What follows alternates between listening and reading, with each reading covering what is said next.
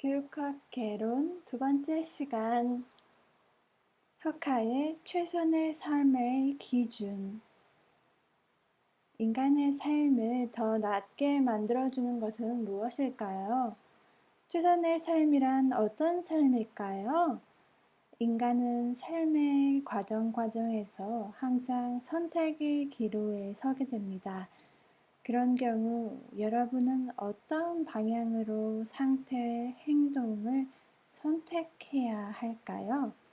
다양한 선택은 여러분의 삶에 큰 의미를 부여해 주기 때문에 너무나 중요합니다.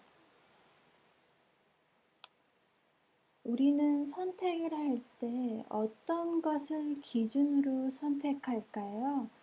여기서 선택의 기준은 무엇이 삶을 바람직하게 만드는가라는 물음에 따라 나뉩니다.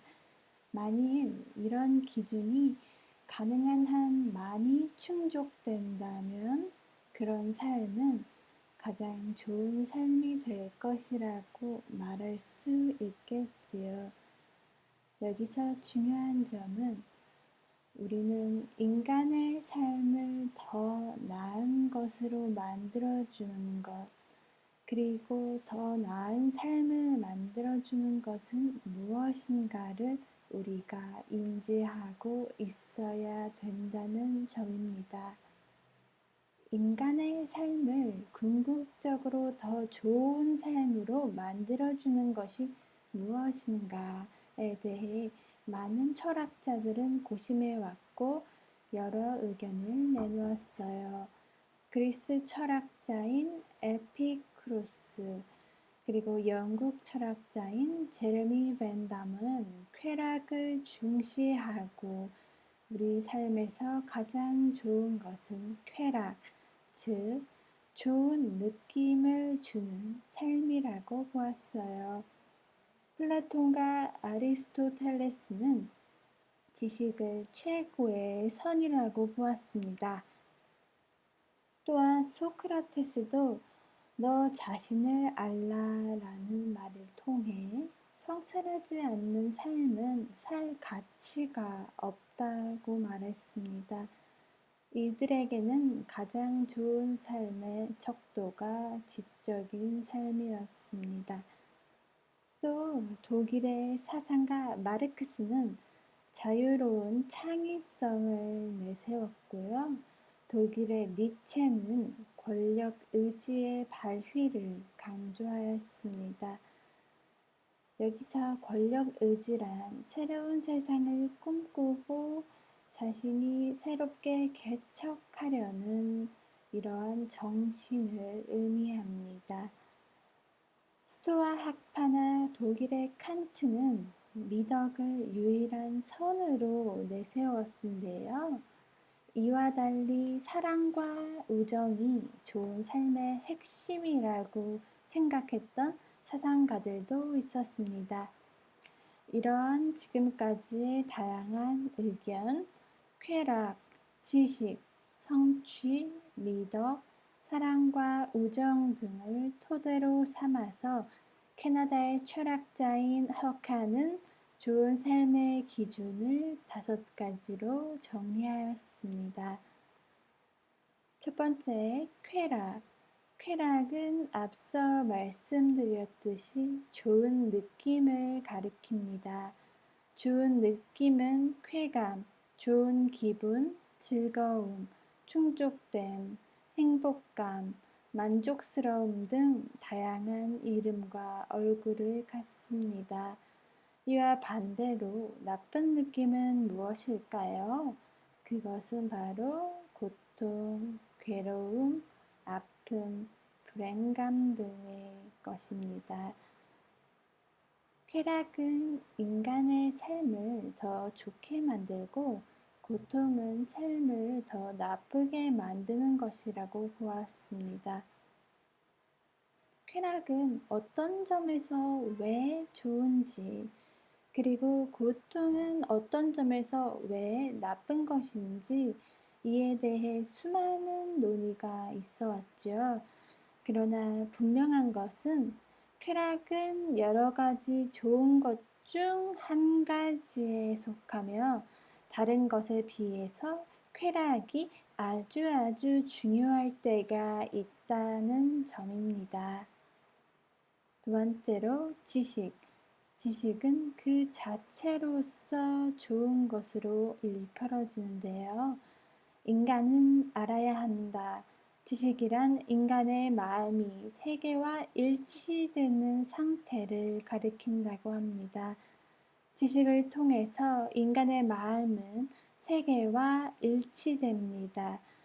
따라서 지식이란 인간이 세계를 이해하고 또 세계 속의 사물의 존재를 그대로 표현하는 것입니다.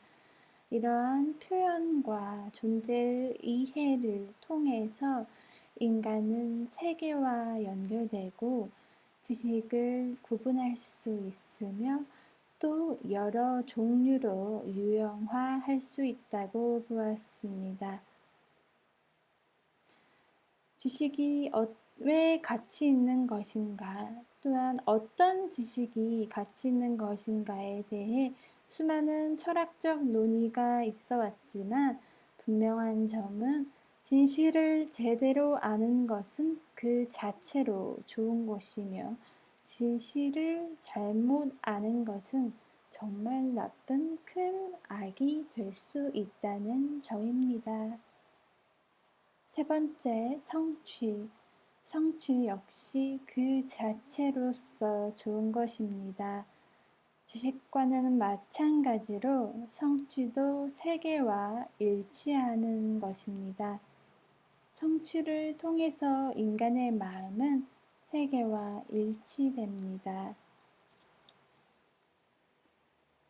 성취는 인간이 마음속에 세워놓은 목표에 맞추어 세계를 변화시키는 것입니다.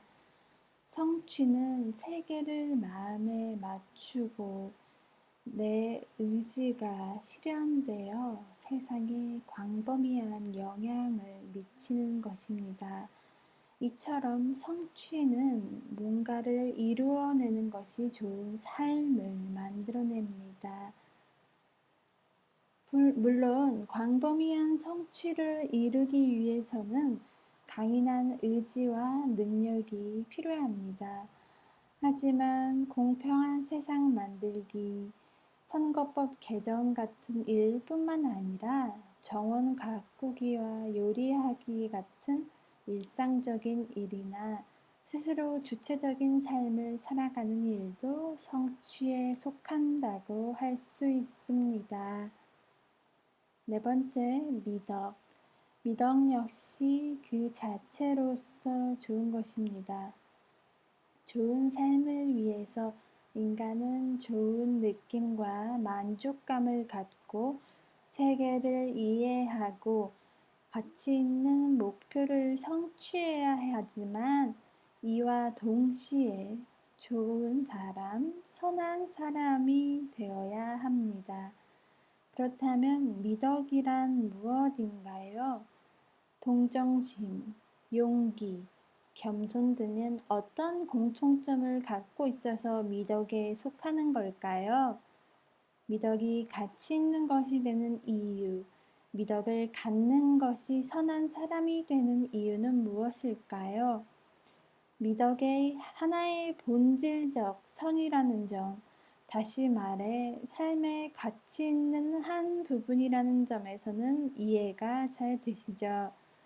사람들이 아기를 품기보다 서로를 걱정해 준다면 세상은 좀 더 좋아지고 이를 통해 우리는 더 나은 삶을 구현할 수 있게 될 것입니다. 마지막 다섯 번째, 사랑. 사랑이 없으면 좋은 삶은 어렵습니다.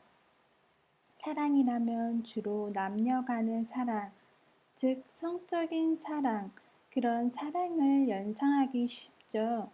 하지만 부모와 자식, 형제 자매 간의 우정이나 우애도 사랑의 한 형태입니다. 그리고 그것들에는 공통된 중요한 요소가 있습니다. 함께하고 싶고 즐겁고 행복하면서 여러 가지 선을 함께 성취하기를 바라는 점입니다. 사랑이 왜 좋은 것인지 이에 대한 많은 철학적 논의가 진행되고 있습니다. 사랑을 지나치게 과장하는 사람이 있는 반면 사랑을 너무 경시하는 사람도 있습니다. 사랑이 없을지라도 쾌락과 지식, 성취, 미덕만 있다면 충분히 가치 있는 삶이 될 수도 있다고 말하는 의견도 있습니다. 그러나 많은 사람들이 간절하게 바라는 것은 사랑하고 또 사랑받는 삶입니다. 삶에서 가장 좋은 것, 정말로 중요한 것, 궁극적으로 좋은 것, 인간의 삶을 그 자체로서 가치 있게 만드는 것은 무엇일까요? 이에 대한 허카의 총집합, 쾌락, 지식, 성취, 미덕, 사랑과 같은 특징을 살펴보았습니다. 때문에 궁극적인 선은 하나가 아니라 여럿입니다.